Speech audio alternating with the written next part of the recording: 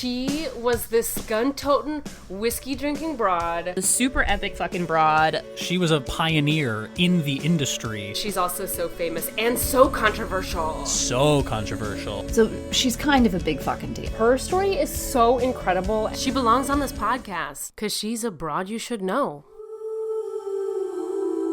Hello and welcome to Broads You Should Know, the podcast about amazing and noteworthy women from history. I am your host, Sara, and I am here today bringing you the amazing story and accomplishments of Marian Wright-Edelman. Still alive today, Marian. She's very old, but she's still kicking.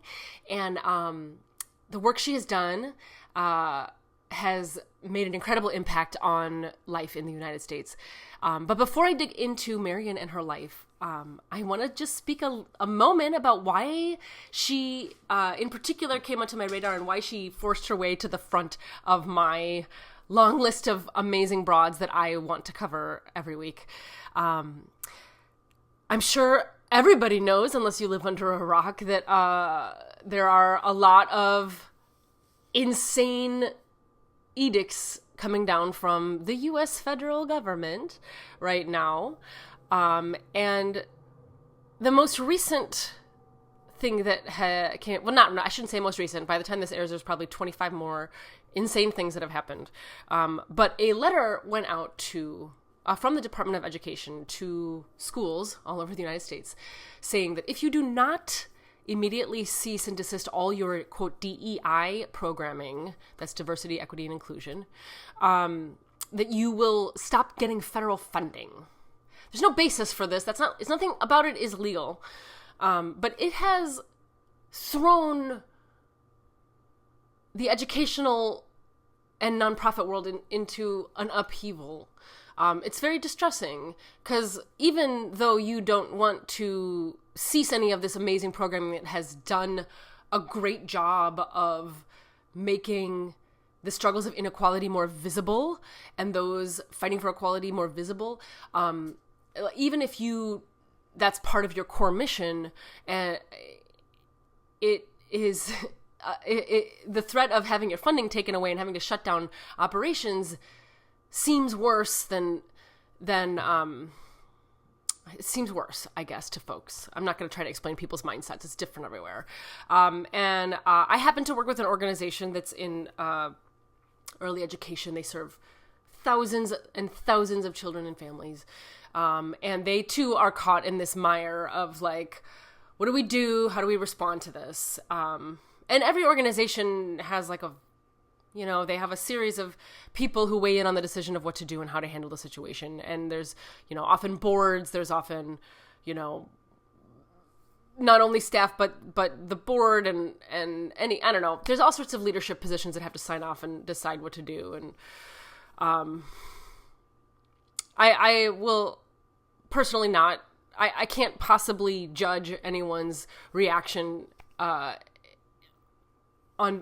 can't judge the reaction because you want to keep doing the good work you're doing, right? I'm not very articulate with this, guys. I'm sorry. I don't even feel like editing it out. I feel like everyone should know, like, we're all struggling with how to process all these things and how, like, what is the right choice to do? What is the moral choice to do?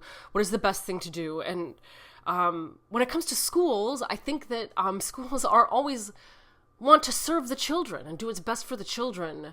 And if it comes down to making a change, like making adjustments in something versus not being able to actually operate and serve the children anymore, it seems like a no-brainer. I don't know. And so, what we've been seeing kind of as a result of this is that, anything that has to do with DEI, like let's adjust our language. Maybe not scrub it entirely, but adjust the wording or try to figure it out. And the client that I was working with, we had this wonderful spread for Black History Month where we were talking about all of these amazing figures in have made an impact in early education, Black people that have had a profound impact in that field. And the decision came down to that we can't post those. And I understand the decision-making process. And I am so fucking sad. I'm so fucking sad that now we feel like we can't highlight great black educators because of these fucking letters coming from the federal government. And so anyway, I decided Marian was one of the women we were going to cover. And I decided, fuck it, I'm just going to do a podcast about her then, since I can't, post about her on a social media account for my client. So that is why Marian is here. And today on this podcast.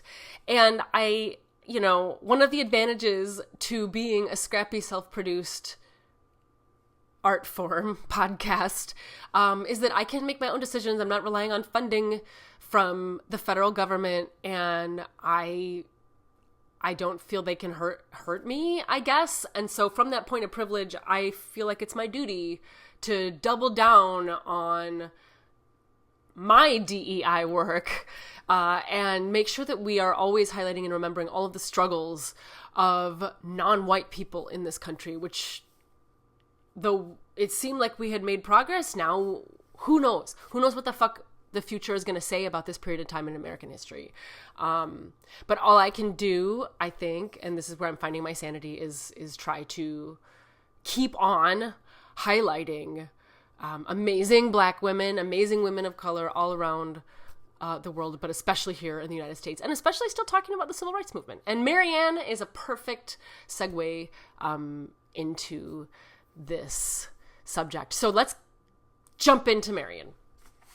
Marian Wright-Edelman was born on June 6th, 1939 in Bennettsville, South Carolina. She was the youngest of 5 children, and she credits her dad, Arthur Wright, with instilling in her an obligation to right wrongs. And one phrase that she kind of lives by was one of her dad's, who said, "Follow the need. God runs a full employment economy, and that service is the rent that each of us pays for living." And that is a phrase that she says that she has really tried to build her life around. Her dad also was a great example of that. Growing up, when black folks in Bennettsville were not allowed to enter city parks, her dad built a park for black children behind the church so the black kids could still play. Now, Marian studied at Spelman College, and in 1960, she became a founding member of SNCC. That was on a committee of appeal for human rights. So they were campaigning to desegregate downtown establishments. And specifically, they were pushing Atlanta to see, quote, "Every normal being wants to walk the earth with dignity and abhors any and all prescriptions placed upon him because of race or color."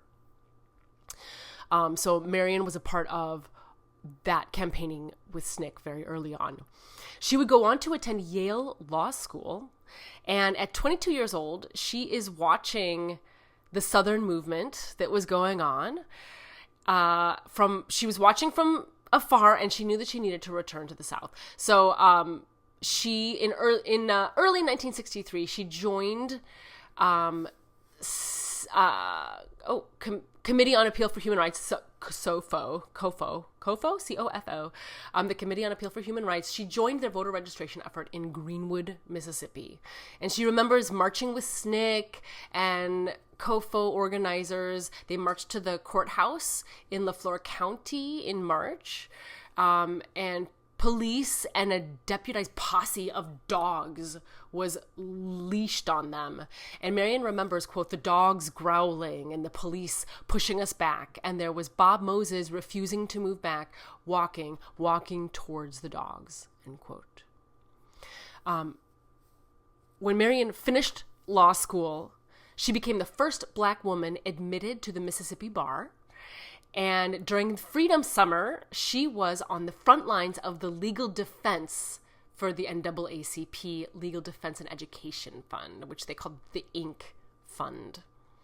And this team of lawyers was based in Jackson, and they tried 120 cases that summer. And the cases ranged from defending welfare rights to demanding equal schools for black children. And when that summer of Freedom Summer ended, the people that were at the heart of the movement really felt, all the volunteers, not everybody could stay past the summer. They lost a lot of volunteers, and the cases were so overwhelming. And Marian and the other fellow lawyers she worked with, they knew that for legal change to make its way to the people of Mississippi, that they would need even more support. And Marian realized, quote, the need for sustained ongoing advocacy was going to be essential if the children of Mississippi and their poor parents were going to have a chance, end quote.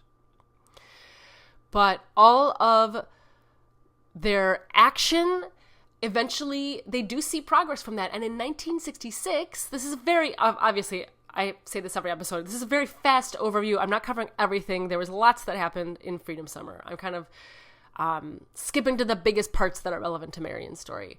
But in 1966, the segregation of schools, private establishments, and interstate travel were officially illegal. And that was the result of all of these movement workers fighting tirelessly through direct action protests and strategic voter registration and other efforts. And as Marian would say, quote, so all the social and economic problems that underpinned the legal problems of segregation were left, but at least we had done away with that one huge termite, end quote. The termite being the actual segregation laws, right? They defeated that. In November of 1966, she represented school children of Grenada, Mississippi, and she won a court order to immediately stop the continued segregation of Black children in public schools, as well as the harsh discipline that was being used against them. But there was this major issue. So they're making progress locally in Mississippi. There's this major issue, though, where Washington, D.C. was like continuously ignoring the fact that the Black communities in the Mississippi Delta were really suffering. And Marian saw this, and she knew that they needed to stir up more attention from the leaders in Washington, D.C. in order to make more federal progress and to really move the needle on these issues, right? So in April of 1967, she convinces Bobby Kennedy, he was the former attorney general and then a senator, she convinces him to tour the Mississippi Delta with her. And she knew, she had this like real gut feeling that if he had witnessed all of the poverty, the crippling poverty that was going on in the Mississippi Delta, that he would have to respond with urgency. And so Marian led this little tour, including Bobby Kennedy, from Jackson to the rural Mississippi Delta counties. And they met with people and they walked through their homes and they asked them what they last ate. And Marian said, quote, usually you would find awfully bare cupboards when you opened them. And after that trip, Bobby Kennedy would call the condition of poverty in the Delta, quote, a condemnation of all of us, that this could exist in a prosperous nation like ours. And Marian said, quote, from that moment on, I knew that somehow he would be a major part in trying to deal with hunger in Mississippi for children.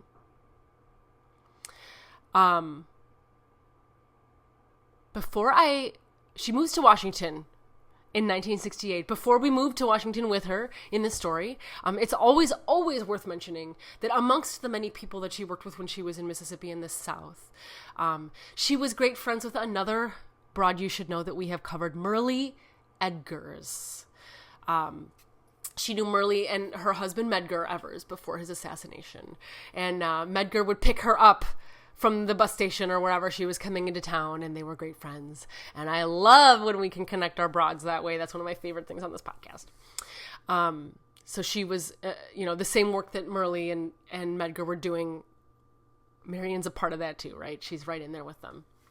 So in 1968, she moves to Washington, D.C., and she becomes counsel to the Poor People's Campaign, which was organized by Dr. Martin Luther King Jr. before his assassination, before his murder. I'm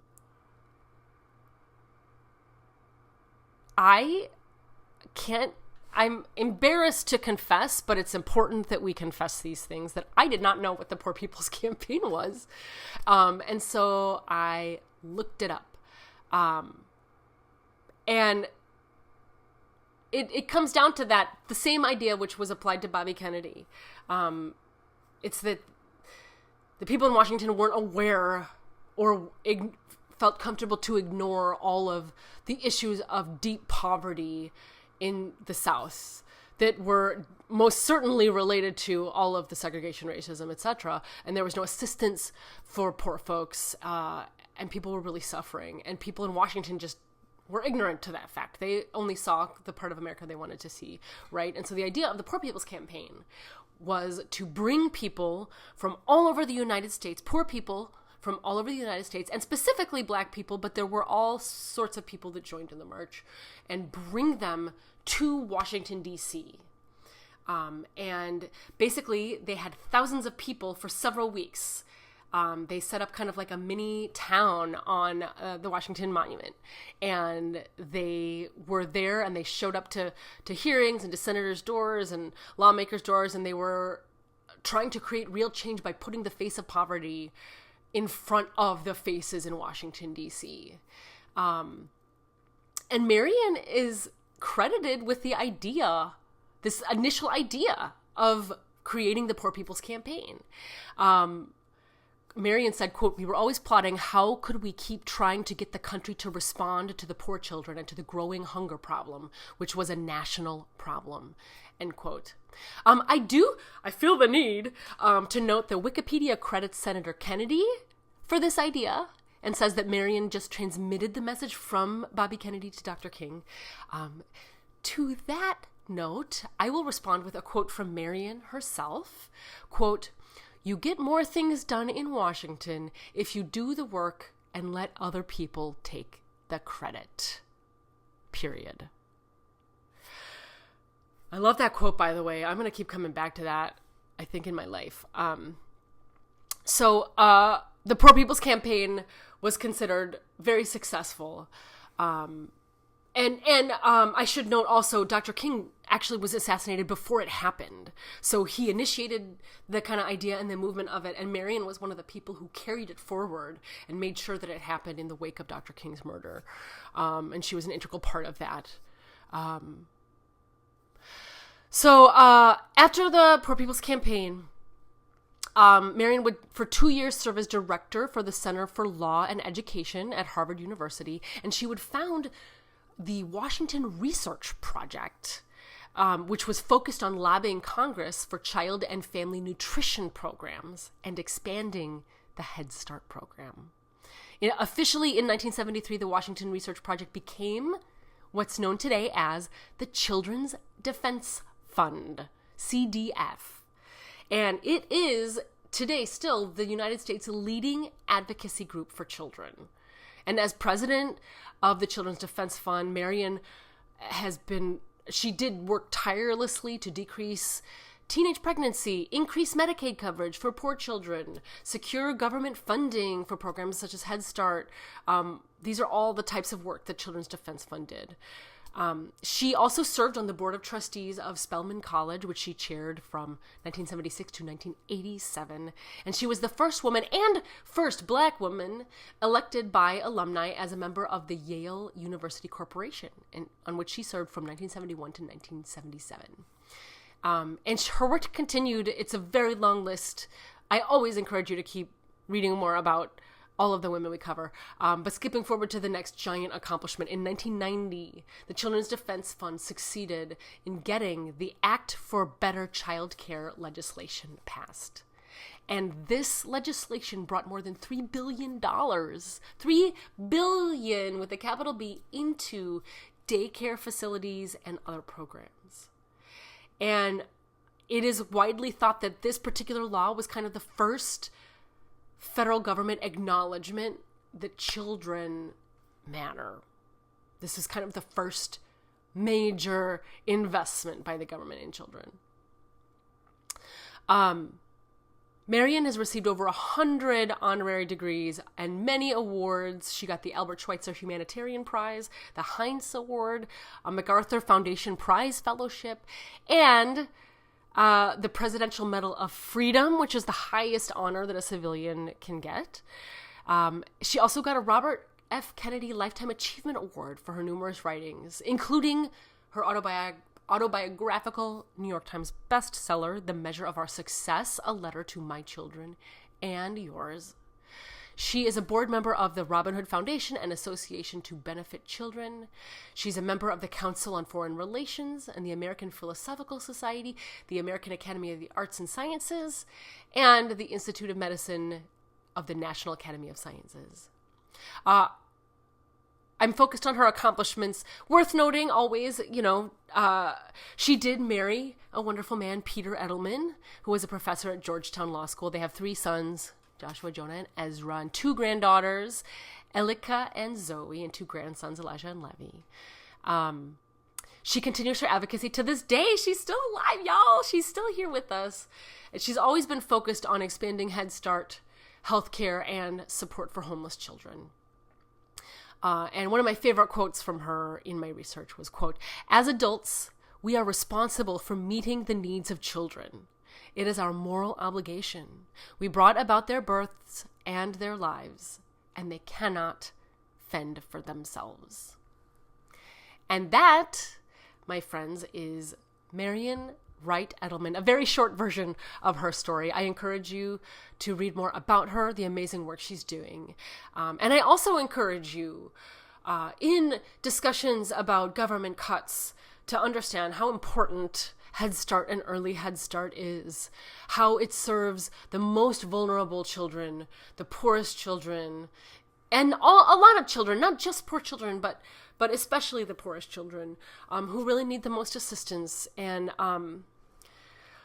these organizations also give children checkups, and they help them give, vaccinations. They give them dental exams, like kids who could not get those otherwise. It expanded Medicaid and these programs that help take care of these children physically, as well as make sure that they are getting a good education to help lift them up their whole lives, because the foundational education from when they're very young is essential to the health and well-being and long life and success of children. Success being a relative term, right? But Head Start and early Head Start, they're essential programs, and the fact that our government doesn't consider them essential right now and is threatening them, it is criminal. And so I will continue to personally advocate for all of these programs that do such amazing work in our country, and I hope you will too. And I hope that you will join me in celebrating Marian Wright-Edelman and all of her incredible accomplishments in civil rights and in early childhood education. To learn more about Marian Wright-Edelman, see pictures of her and quotes from this episode, head on over to broadsyoushouldknow.com. While you're there, click on over to the About page to read more about me, my bio, photo, links to all my stuff, all right there. Are you following Broads You Should Know on social? We are on Facebook and Instagram and the YouTube at Broads You Should Know. Subscribe, like, comment. I love it. We're also still on Twitter at BYSK Podcast. To suggest a broad, fill out the form on our website or email us at broadsyoushouldknow@gmail.com.